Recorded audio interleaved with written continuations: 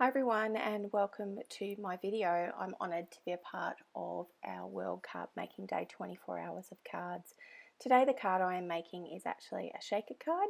I'll be using several elements including the stitched triangle dies and the Sweet as Peach suite. The main colours that I'm using for ink are Pear Pizzazz and Balmy Blue. We'll also be using the subtle shimmery sequins, I think they're called. They're from the mini catalogue, and of course it's a shaker card, so you will need some of the foam strips from Stampin' Up. Super handy for creating this shaker card, or the element that is the shaker card. So I take my Balmy Blue, and I'm using the DSP from the Sweet as a Peach suite, and I'm using this dotted blue one. It's covering almost the entire front of my card, just the tiniest little border is peeking through.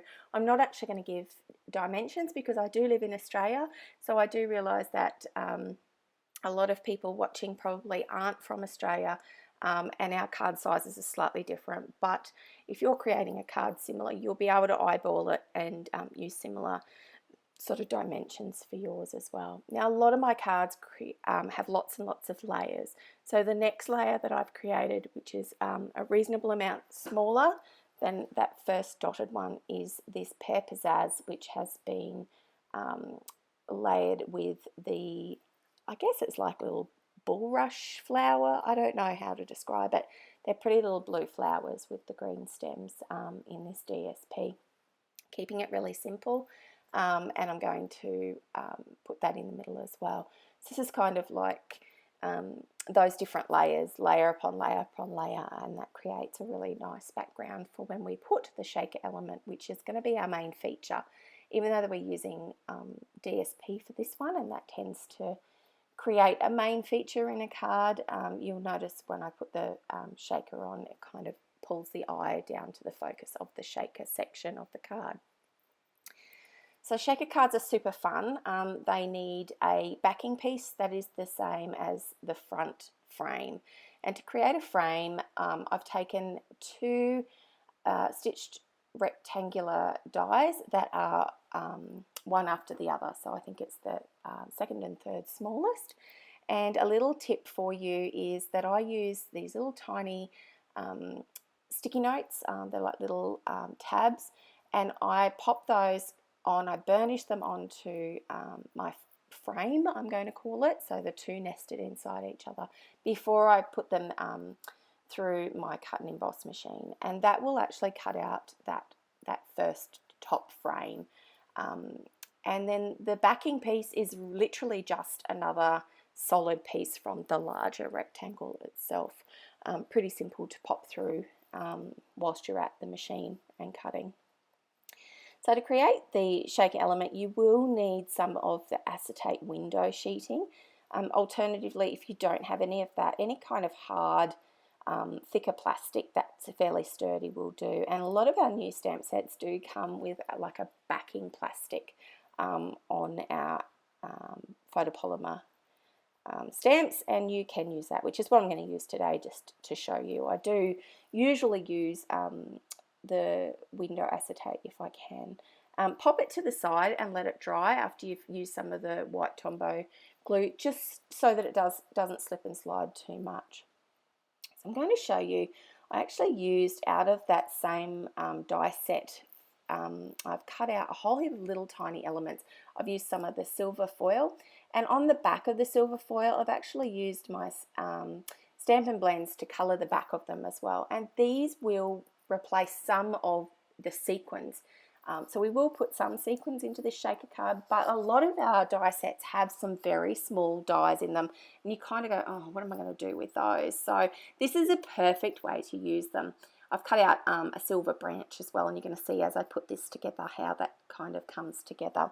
So using the floral, the clustered 3 floral element stamp, I'm going to stamp that in the Balmy Blue onto some white cardstock, and that's going to match in. That's what I love about Stampin' Up, is that it doesn't matter what ink, cardstock, designer series paper, all of those have the same colors in them, so it's very easy to mix and match and create a card that really flows, that's really easy on the eye, which is what you want. So I'm going to pop across now and quickly cut this out.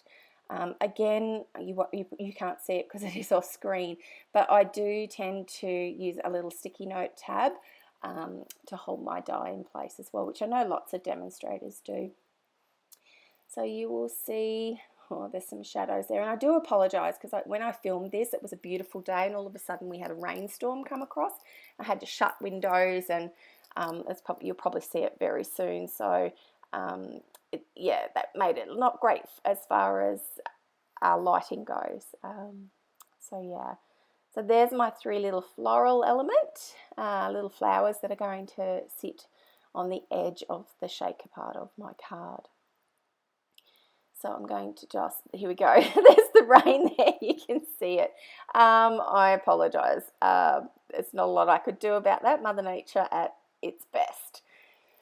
So I'm going to take, there's a little tiny, it's almost like a starburst, which I think is actually the centre of the flower, at least that's what I'm going to use it for. And my backing piece for my shaker card is plain white, so I do want to add a little bit of interest in there. So I'm just using the Pizzazz and just stamping some random ones on this, some in the middle, some on towards the outside, and then I'm going to stamp off and do second generational stamping on some of it as well. This just creates a bit of interest. You don't have to do something like this. You can use DSP, anything as a backing piece. Sometimes when I've created shaker cards, I've actually put the sentiment on the backing piece and then created the shaker around that as well. So here I am, I'm just popping those little centers into my little flowers as well, and they turn out so cute. These are really, really cute. I kind of forgot that I had those in a set, so I must get them out and use them on some other cards as well. Because, of course, Sweet as the Peach isn't just peaches, there is the blossoms as well, the flowers. So here I am, I'm just going to take a pair of scissors and quickly cut around the outside of this one. So just a reminder that when you are doing this, you are going to adhere it to the back side, not on the front side. You do want to sort of hide where the glue has stuck to the acetate as well.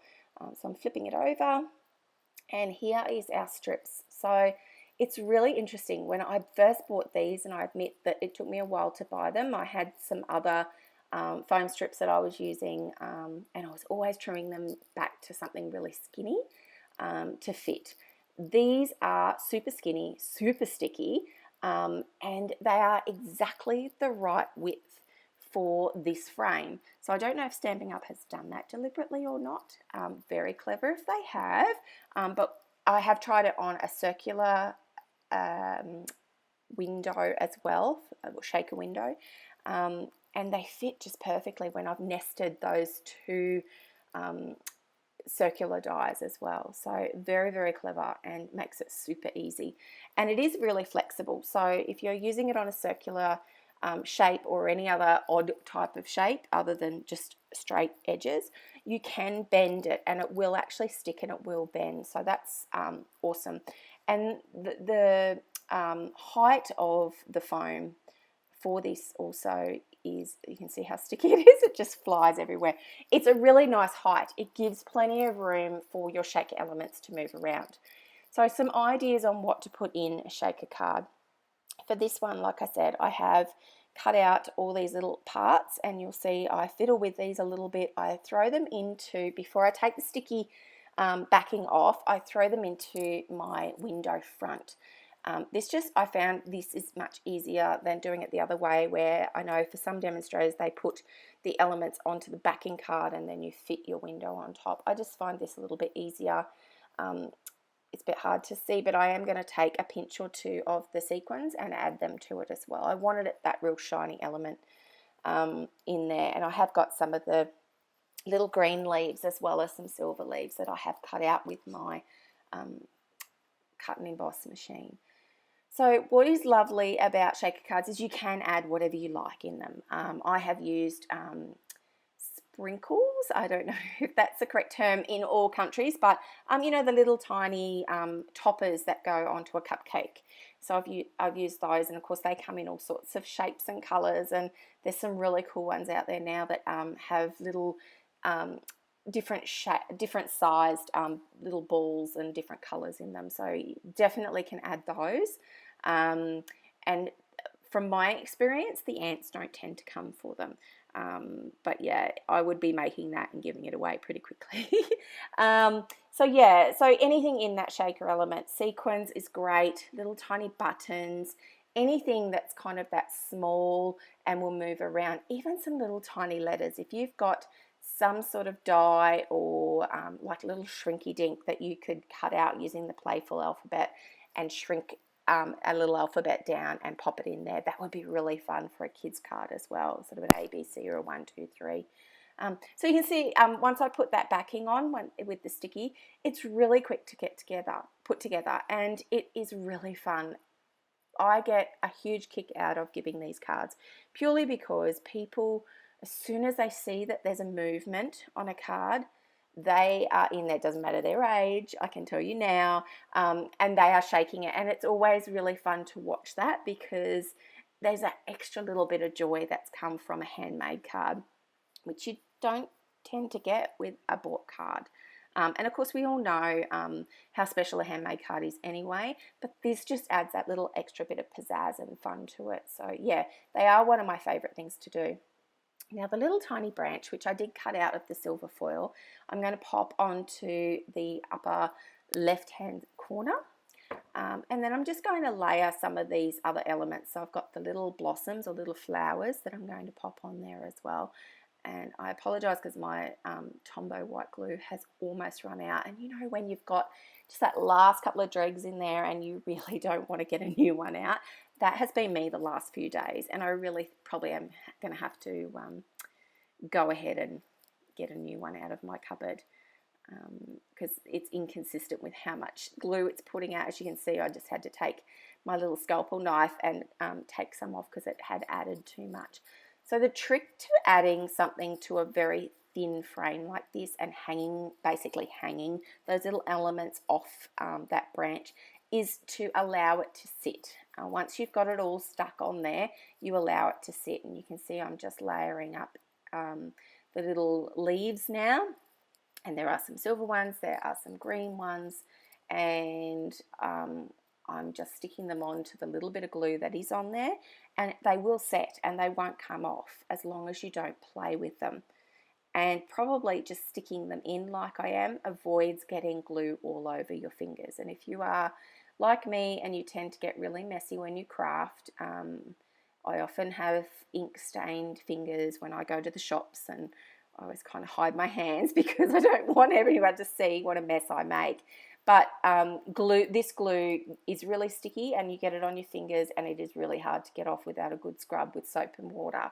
So this is a really good idea. Just put a few little drops of glue where you want the element to go, and then just very carefully stick it on top. Don't press it down. It will set after a few minutes and it won't budge after that. So I'm almost finished my card. You can see how I'm embellishing that one corner. And you can see those little tiny things starting to move in there. And I apologise for the glare. The light had to be on because of the overcast weather that we've got. Now finally, what is a card without a sentiment? And I love this happy birthday. I think it is the one stamp out of that stamp set I have used over and over. I'm going to emboss this, heat emboss it using my Versamark ink and the white embossing powder. Now I admit that I never used to like heat embossing, and that was probably because I didn't own a Stampin' Up heat tool. Now that I have got one, I think every second card has at least one thing that has been heat embossed on it. My number one tip for that though is always stamp something, especially a sentiment, twice, and don't push down too hard, particularly on these photopolymer stamps. You just want the ink to sit on the surface of that card and not soak in too much. Always try and have a scrap piece of paper handy. Don't be like me and then have to go searching for one on your craft desk. Have it underneath. because I don't have the room, honestly, to have lots and lots of containers with all of my embossing powder in it, I actually wait a good 5 seconds or so before I tip it all off. And it's probably hard to see in this video, but there were a couple of little spots where I've obviously touched just before hand, and I just use my little scalpel and scrape at those and give it a gentle blow, and it does come off, and it doesn't disturb all of the other embossing powder. And before you turn on that heat tool, put the excess embossing powder away. You don't want to sort of start heating that up by accident, or you know, getting it everywhere and it starts to stick or clump together. So you'll see me pop that away before I even get the heat tool out. Now I do use these pointy end tweezers. I really probably need to get a peg or something instead, but yeah, I use them just to save my fingers being too close to the heating element, and it kind of just sits in between it. And I don't know if you'll be able to see this. I tried to heat on the lower setting purely just so that none of the embossing powder flies off with the speed of the fan, but it does take a little bit longer. So I don't know if you can see the change, but that's always magical when you see the change from that powder and to this white, shiny, glossy finish.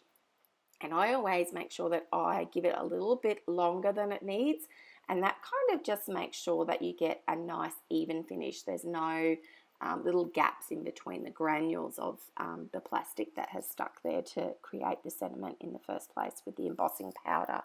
So yeah, give it an extra bit of a blast, and then blast it from behind as well, just to ensure that anything underneath has stuck and that your cardstock is going to sit flat. Yeah, and the reason I always stamp two is because one is never perfect, and then the second one, well, at least one of them will be nice enough to use, if that's the right way of putting it.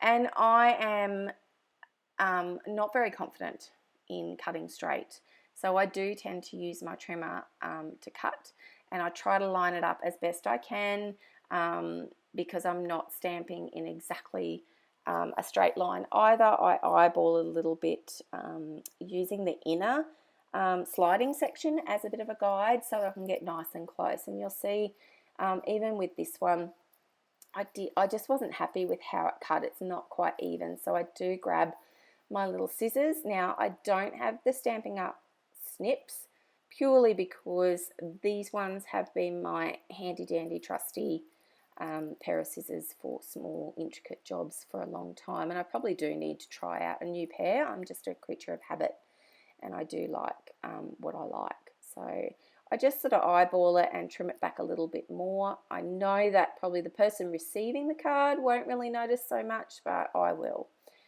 I want this sentiment to sit on the lower right hand corner of my shaker, as you can see there, and it is in the Pear Pizzazz green.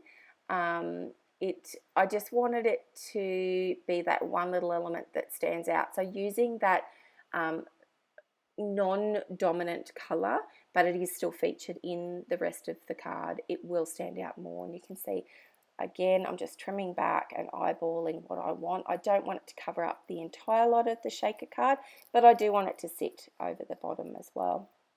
Again, a little bit of white Tombow glue and it won't come out for me. And I'm just going to hold it in place on that acetate.